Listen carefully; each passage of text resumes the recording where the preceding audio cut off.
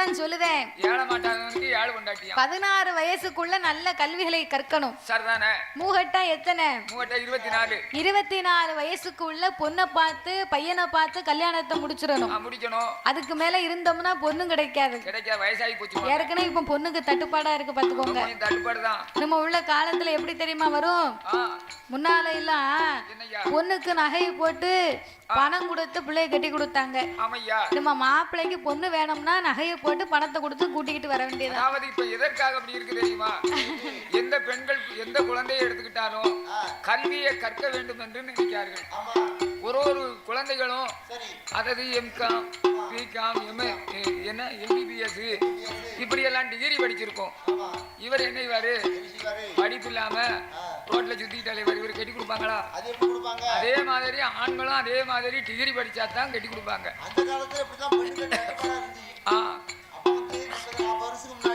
சரி இல்ல பொண்ணு பாக்கிறதுக்கு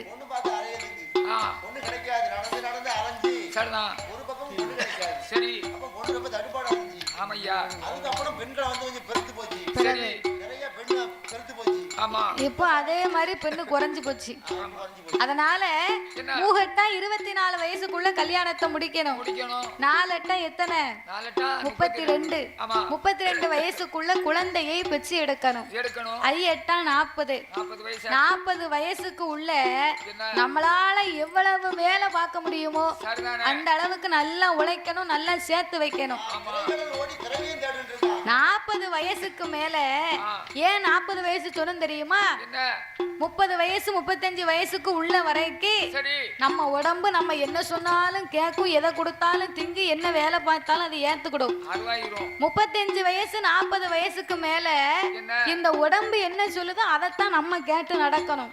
40 வயசு வரைக்கும் உழைக்கணும், நல்லா சாப்பிடணும், நல்ல சரக்கு அடிக்கணும். 40 வயசு வரைக்கும் அனுபவிச்சிடணும். சொல்லுவாங்க என்ன மாதிரி அனுபவிச்சவங்க எவனும் கிடையாதுடா. எதுக்கு என்னவும் சம்பாத்தியம் பண்ணிருக்கியா? போடா போ பைத்தியார பேரு. நான் கவர்மெண்ட்டுக்கு சீட்டு கட்டி இருக்கேன்டா. அதாவது நீ சொன்ன மாதிரி 40 வயசுக்குள்ள ஆண்டு அனுபவிச்சிடும் நினைச்சுக்க 40 வயசுல தெக்க போயிருவ. உங்களை மாதிரி 2 பேரும் விவரம் கட்டவங்க தான் சம்பாத்தியம் பண்ணி வைப்பாங்க. சம்பாத்தியம் பண்ணி வச்சு என்னையா என்ன செய்யணும் கேட்டேன். என்ன மாதிரி அனுபவிக்கணும். சரி அவர்கிட்ட என்ன தெரியுமா அனுபவிச்சு சேர்த்து வச்சிருக்காரு? வயத்துக்கு அல்சரு. சரிதானா? வயத்துக்கு அல்சர் சேர்த்து வச்சிருக்காரு. தெம்பா நிக்கிறதுக்கு ஒத்தையில நிக்க முடியாது, கூட ஒரு ஆள் வேணும். சுகர் இருக்கு, பிரஷர் இருக்கு, தூங்கணும்னு சொன்னா தூக்க மாத்திரை போடணும். இவ்வளவு வச்சிருக்காரு, சொத்து சோமா சேர்த்து வச்சிருக்காரு. உன்னைய மாதிரி அனுபவிச்சா நல்லா இருக்கும் பாத்துக்கோ. நாளைக்கு கேட்பாங்கல்ல, கேட்பாங்க நீ எல்லாம் ஒரு அப்பனால நீ எல்லாம் என்ன பெத்து வளர்க்கணுமா? எனக்கு சம்பாத்தியம் பண்ணி வச்சிருக்காரு. அதேதான் அதனால 40 வயசுக்குள்ள நல்லா உழைக்கணும், நல்லா சாப்பிடணும், நல்லா சேர்த்து வைக்கணும். பணத்தை சேர்க்கணும். 5 எட்டா 40, 6 எட்டா 48 வயசுக்கு உள்ள நம்ம பெத்த பிள்ளைகளுக்கு நல்ல பொண்ணாவோ பையனாவோ பார்த்து சம்பந்தம் பேசி முடித்து அந்த பிள்ளைகளுக்கு பேரம் பேத்தி எடுத்து அதை நல்லா தூக்கி கொஞ்சி விளையாடணும். ஆமா. 6 எட்டா எத்தனை? 7 எட்டா 56 வயசா? அப்ப 56 வயசுக்குள்ள 7 8க்குள்ள ஏகதலம் போகணும். நீ சொன்ன வரைக்கும் போதும்யா. நான் வந்து படிச்சேன், அதனால எனக்கு கவனமா சொல்லி கொடுத்தாங்க.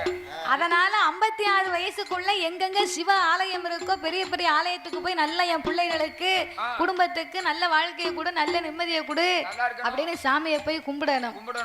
அதுக்கு மேல 8 64 வயசாச்சுன்னு வைங்க, அதுக்கு மேல இருக்கவே கூடாது.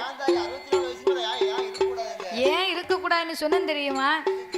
அதாவது நம்மளே பார்த்து கொள்ளக்கூடிய அளவுக்கு நம்ம உடம்பு தெம்பா இருக்கிறது வரைக்கும் தான் நமக்கு மதிப்பு இருக்கும். என்னைக்கு நம்ம உடம்புல சீக்கு நோயின்னு ஒண்ணு வருதோ அன்னையோட நமக்கு மதிப்பு இருக்காது. கொஞ்ச நாளைக்கு பாப்பா, 1 வருஷம் பாப்பா, ஒரு 2 வருஷம் பாப்பா, கிழட்டு சனிய போய் சேருதா அப்படின்றவா பிற சீனு போயிரும். அதனால நம்மளை பார்த்து கொள்ள வரைக்கும் தான் நமக்கு மதிப்பு இருக்கும். நம்மளை பார்க்க ஒரு ஆளு வேணும் என்னைக்கு இருக்கும் அன்னையோட போயிடும். 4 மணி கயிறு கிடைச்சா பார்க்கணும், இல்லன்னு வையும் துண்ட முறுக்கணும். அதுக்குத்தான் எங்க தாத்தா எப்பவும் எங்க தாத்தா எப்பவும் பேக்கல 4 முழம் கயிறு வச்சிருக்காரு. ஆமா கண்டிப்பா வச்சிருப்பேன். ஆமா முடியலன்னா என்ன முடியும், அதே அதனால சரி. அதனால என் மன்னா இந்த வயசுல நமக்கு பிள்ளை இல்லையே, நம்ம எந்த வயசுல பிள்ளை இருக்க போகுது அப்படி என்று நாகராஜனை அழைத்த நாகக்கண்ணி எங்க நவராஜவண்ணா எங்க நவராஜவண்ணா எனக்கு வைத்த பிராணனா முக்கதேவி நாகக்கண்ணி இதனால இது வரைக்கும் என்ன பாவனாமல் செய் ஆவை அடித்து அரை கொடுமை செய்து வைத்தாரோட அடைக்கல வயிறெறிய செய்து ஓட்ட நாளை மறக்கா ஓட்ட அந்த தோசவும் பட்டர நல்லதில பதரை கலந்தேனா பிச்சை என்று வந்தவரை பிறகு வர சொன்னேனா தாயில்லா பிள்ளையை ஓங்கி தலையில் அடித்தேன் மாதாயில்லா பிள்ளையை மண்டையில கொட்டிட்டேன் வட்டிக்கு வட்டி வாங்கி உண்ட தோசவும் கார வட்டி போட்டல்ல கடை வயிறு நிறைத்ததும் கண்ணுக்கு பாலிடாமல் கறந்து நான் உண்டிட்டேன் ஒரு பாவம் செய்யலையே ஒரு பாவம் செய்யலையே அண்ணா ஒரு குழந்தை நமக்கு ஒரு பாவம் செய்யலையே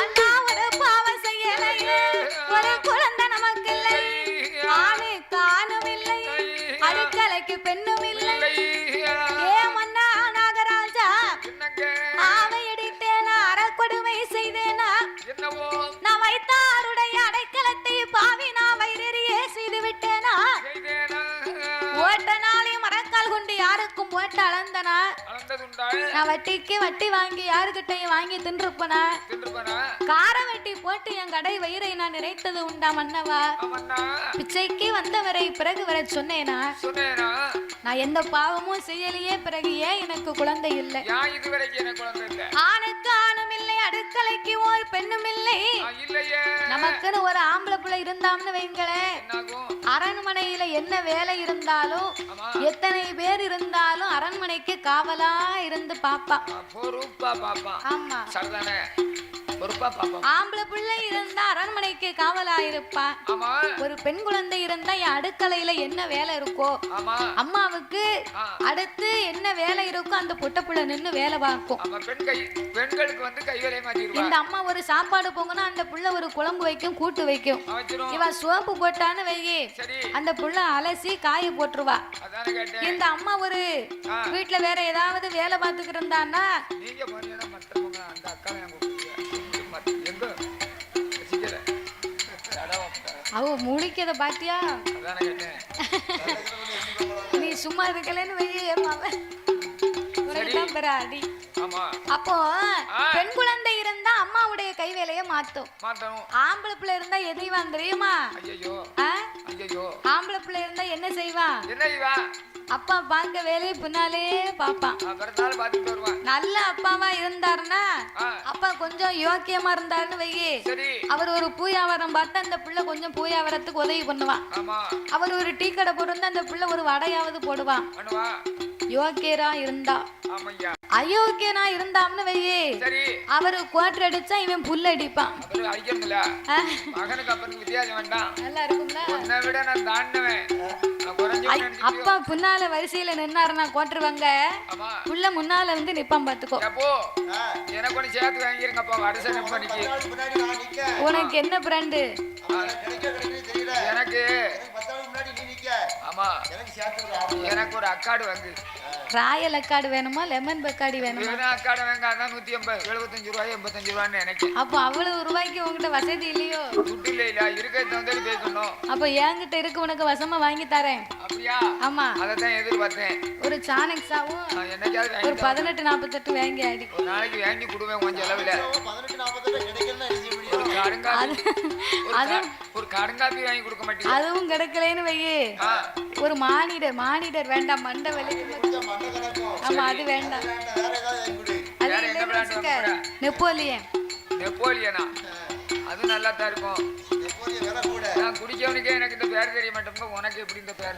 உனக்கு பேத்தியாலா போயிட்டேன்னு என்ன செய்ய தாத்தா? அப்படியா? என் கூட என் பழவி என் மாடபுரம் உனக்கு அடிச்சு ஓட்டி போச்சு. சரி, அதனால அம்மா அப்பாவுக்கு ஆண் குழந்தைய பெண் குழந்தைய இருந்தா அவங்க கை வேலையை மாத்தி கொடுக்கும்.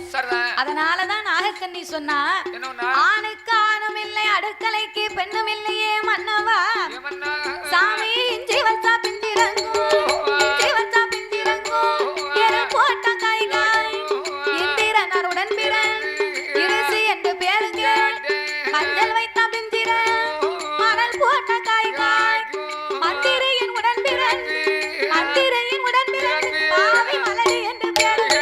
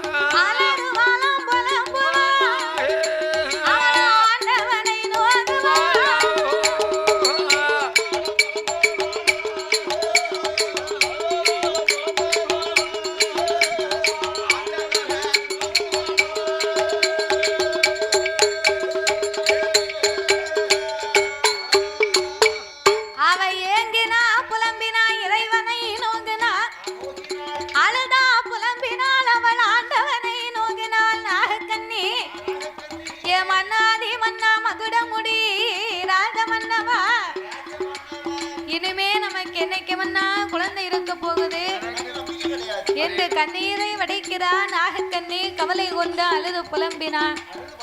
அடியே நாகக்கண்ணி, நீ ஒன்னும் கவலைப்படாத. நம்ம 2 பேரும் போன சென்மத்துல ஏதாவது பாவம் பண்ணி இருந்தா அந்த பாவத்தை தொலைப்பதற்கு இந்த சென்மத்துல ஏதாவது நம்மளால முடிந்த புண்ணியத்தை பண்ணுவோம். அப்படி என்று அந்த நாகராஜனும் நாகக்கண்ணி பெண்கொடியாலும் அவர் அண்ணே நானோ சொருணதானோ அள்ளி அள்ளி தாளம் செய்தார். அவரும் ஆதானோ கோதானோ அவரும் மறையவர்க்கும் தாளம் செய்தார். அவர் அன்னமன்று வந்தவருக்கு அன்னதானோ போடுவார். தண்ணீர் என்று வந்தவர்க்கு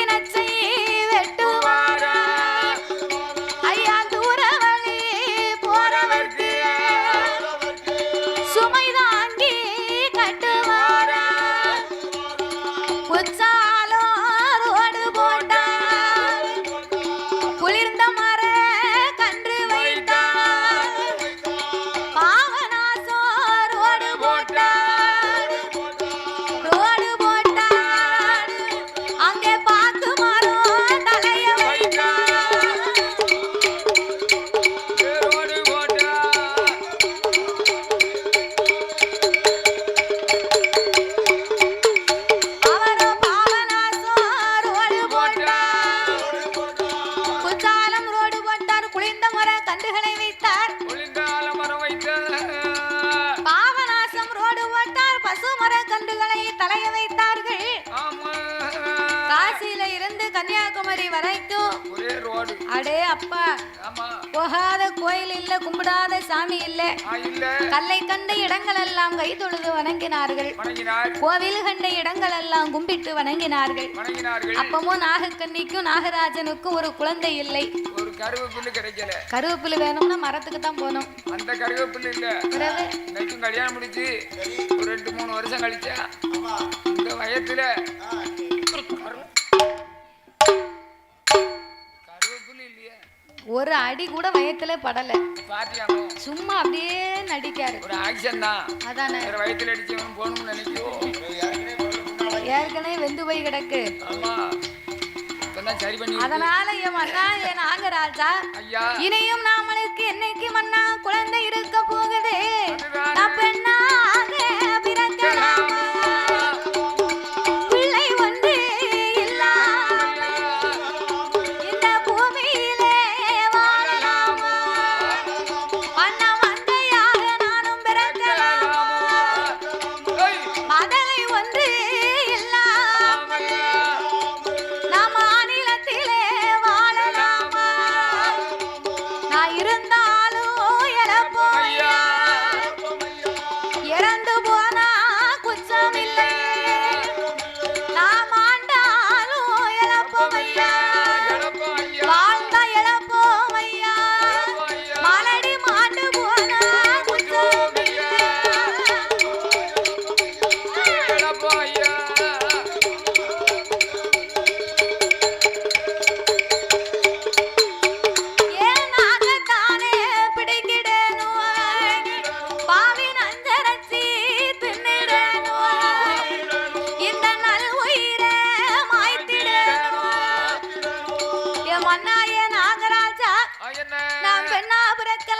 பூமியிலே வாழலாமா, மங்கையா பிறக்கலாமா, நாம் மலடி என்று பேரெடுத்த மாநிலத்திலே வாழலாமா, நான் இருந்தால் இழப்போ இருசி இறந்து போனாலும் குச்சமில்லை, நான் வாழ்ந்தா இழப்போ மலடி மாண்டு போனாலும் குச்சமில்லையே மன்னா, என் நாக்க பிடுங்கிடணும், நான் அஞ்சரைச்சு தின்னுடணும், நல் உயிரையே நான் மாய்க்க போகிறேன் என்று நாகக்கண்ணி நாகராஜன் இடத்திலே அழுது முறையிட்டார். அப்பந்தான் நாகராஜன் சொன்னார், அடியே நாகக்கண்ணி, தீராத வினைக்கெல்லாம் தெய்வந்தான் துணைன்னு சொல்லுவாங்கம்மா. அதனால நம்ம மனிதர்களாக இருந்து கொண்டு அழுது புலம்புவதில் எந்த புண்ணியமும் இல்லை. நமக்கு ஒரு கஷ்டம் வருதுன்னு வைங்களேன், கடவுளை போய் நம்ம கையெடுத்து வணங்கணும். அதை விட்டுட்டு மனுஷங்க கிட்ட போய் எனக்கு அதை தீர்த்து வச்சிருமா, இதை தீர்த்து வச்சிருமா அப்படின்னு நம்ம கஷ்டத்தை கவலையே போய் சொல்லக்கூடாது. அப்படி சொன்னோம்னு வைங்க, கேட்கறது வரைக்கும் கேட்பான், கண்டா காமாட்சிம்பா, காங்கலைனா மீனாட்சின்றுவான். சொன்னதுக்கு பிறகு இவனுக்கு வேணும், இதுக்கு தானே காத்துக்கிட்டு இருந்தேன், இவனுக்கு இது வேணும், இதுக்கு மேலே வேணும் அப்படின்னு சொல்லுவாங்க. அதனால நம்ம கஷ்டத்தை எல்லாம் கடவுளார் இடத்திலே சென்று நாமல் அழுது முறையிடுவோம் என்று நாகராஜனும் நாகக்கண்ணியும் இரு பேர்களுமே தவம் இருக்க வருகிறார்கள். அவர் எப்படி தவம் இருக்க வருகிறார் தெரியுமா? எப்படி ஐயா? வெள்ளி சவா தலை மூலிகை, வெள்ளி சவா தலை மூலிகை, வெள்ளி சவா தலை மூலிகை, அங்க விரதம் அது இருந்து வார, அங்க விரதம் அது இருந்து வார,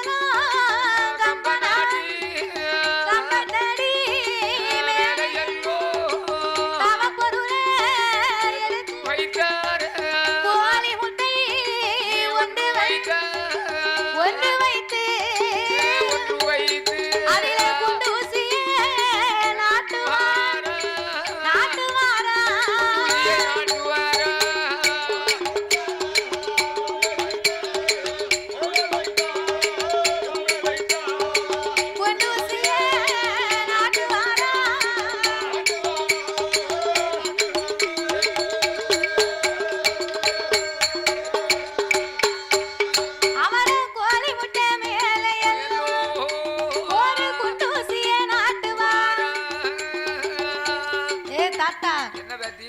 ஆள குளியமைத்த 1000 முழம் கம்பத்தை நாட்டி தவ பொருட்களை எடுத்து வைத்து அவன் தவம் செய்வதற்கு இப்படி செய்வார்கள். கடைசியா ஏன் கோழி முட்டை வச்சாங்க? ஆம்லேட் போட. நீ உனக்கு ஆப் அடிக்கவே நீ ஆம்லேட் போடணும் தானே உனக்கு ஆசை இருக்கும். ஆம்லேட்டுக்கு வரலன்னு சொன்னா ஒரு புல் பாயில் போட வேண்டியதானே? புல் பாயில பொண்டாட்டி போட்டு கொடுப்பா. இல்லனா கோழி முட்டை ஏன் வைக்காங்க தெரியுமா ஐயா? எனக்கு தான் தெரியும். கடவுளை கும்பிடுறவங்க பக்தி உள்ளவங்க கிட்ட கேட்டா தெரியும். அப்படியா? இதே மாதிரி திணி பண்டாரத்திட்ட கேட்டா அப்புறம் என்ன சொல்ல? புரோட்டா கடையில போய் 3 புரோட்டா போடும் அப்படின்னு சொன்னா அவங்க என்ன வாங்க தெரியுமா? வேற என்ன வேணுமா? வேற என்ன வேணுமா? உடனே நமக்கு ஆசை வந்துரும் பாத்துக்கோங்க. கூட சொல்ல மாட்டாங்க. வேற என்ன வேணுமா? வேற என்ன வேணுமான்னு காட்டிக்கிட்டே இருப்பாங்க. நான் சொல்லுவேன் மூஞ்சி செனப்பா ஏன் ஜனக்காரு 3 ரொட்டினா 30 ரூபா ஆச்சு, ஒரு ஆம்பளேட் போட்டா 20 ரூபா ஆச்சு, 50 ரூபாய் கணக்க வாங்கலாம்னு நான் வேதனையை பொறுக்க முடியாம ஒரு ஆம்லேட் போடுவீங்க. 6 ரூபா முட்டை வாங்கி 20 ரூபாய்க்கு உனக்கு ஆப் ஆயில். ஆமா ஆம்லேட் போடும்னு சொல்லுவேன். அப்படி சாப்பிட்டா கொஞ்சம் சந்தோஷப்படுவாங்க. உங்க மாதிரி வெறும் ரொட்டியை சாப்பிட்டு வந்தேன் என்ன வாங்க இதெல்லாம் 5 ரூபாய் 3 ரூபாய் இருக்கு. சரி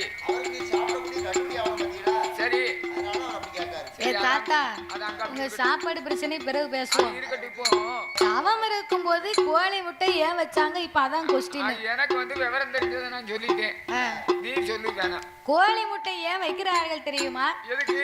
சிவனை எண்ணி ஆண்டவனை எண்ணி நம்ம நிறைவேறக்கூடிய ஆசையாகப்பட்டது நமக்கு கிடைக்கணும்னு சொல்லி நம்ம ஆண்டவனை எண்ணி தவம் இருக்கிறோமே, அந்த தவமாகப்பட்டது புனிதமாகணும் பலிதமாகணும் சிவனிடத்துல போய் சேரணுமானா அதில் கரு இருந்தா தான் உரு ஏறுமா.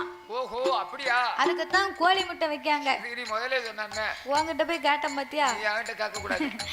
அப்ப கோழி முட்டை வைத்து அதற்கு மேல் ஒரு குண்டு ஊசியை நாட்டினார். சரி கோழி முட்டையை விடு, இன்னொரு கேட்க அதையாவது கரெக்டா சொல்லு. நீ சொல்லு நான் சொல்லுவேன். கோழி முட்டைக்கு மேல குண்டு ஊசி எப்படி நிக்கும்? இதா தெரியாது. நல்ல பசைய போட்டு நட்டுக்கு அப்படி ஒட்டி வச்சிட வேண்டியது. என்னத்தையாவது பசைய போட்டு ஒட்டிட்டா நிக்கும். பரவாயில்ல இதுக்கு உங்ககிட்ட பேசிக்கிறதுன்னு அதுக்கு ஒரு 1/2 மணி நேரம் ஒரு ஞானம் வேணும். வேணும் ஞானம் இருந்தா தான் சொல்ல முடியும். மாதிரி உடம்பு பூரா சூனிய வேற ஒண்ணு கிடையாது. கோழி முட்டைக்கு மேல குண்டு ஊசி எப்படி நிக்கினா ஓம் நமச்சிவாயம் என்ற நாமத்தை சொல்லி வைத்தார்களாம். அந்த ஊசி அப்படியே நின்றதா. சத்தியால நிக்கணும். அதான் சிவாயம் என்று சொன்னவர்களுக்கு ஒருபோது அபாயம் என்பது கிடையாதா. அபாயம் கிடையாதுல. நம்பினோர் கெடுவதில்லை.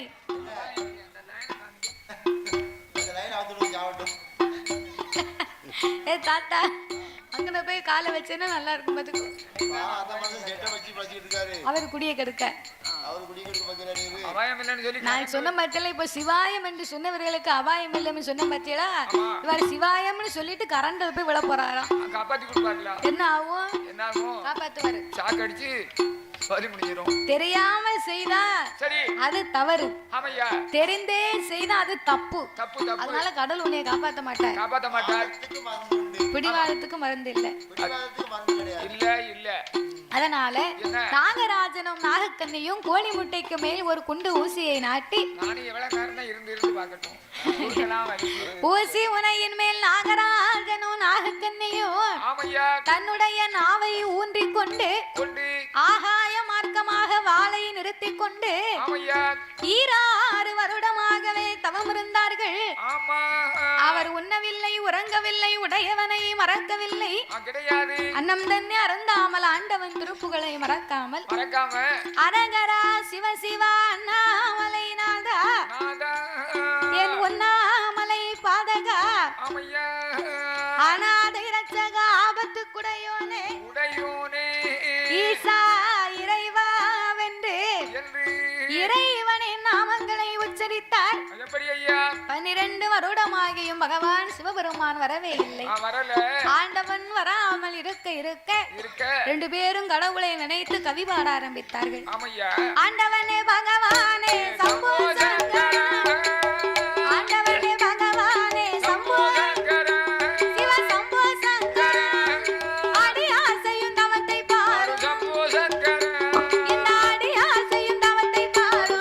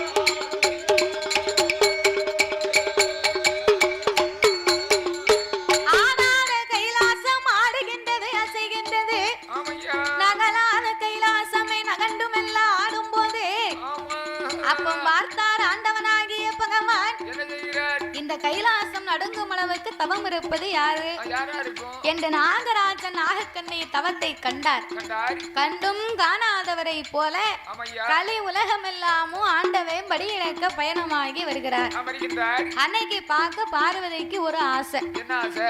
என்னைக்குமே இந்த ஆண்டவன் படி இழக்க போனா பார்வதி நம்ம ஒத்தையிலே கைலாசத்துல இருக்கோம். இருக்கும். நேரமும் போக மாட்டுக்கு மாட்டமுக்கு நமக்கு சந்தோஷமாவும் இல்ல. இல்ல. அதனால சிவனோடு சென்று இந்த இறைவனுடைய படியிழப்பை நம்ம பார்த்து விட்டு வருவோமே வருவோம் என்று அப்படி என்று சொல்லி ஆமையா பார்வதி இறைவனை அழைத்து என்னய்யா? சாமி ஆண்டவனே பகவான் ஆண்டவா பகவான் நீங்க ஆவி சக்தி வார்த்தைக்கு சாமி இன்றைய தினமதியில உங்களோட படியிழப்பை நாமையவனும் பார்க்க பகவானோட படியிழப்பை இந்த பார்வதி நாம் பார்க்க வேணும்.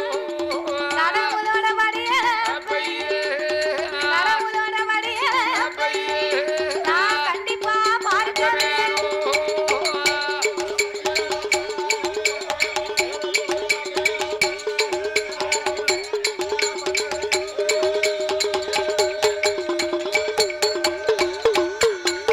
அப்ப பார்வதியும் சொன்ன போது பகவானும் ஏது சொல்வார்.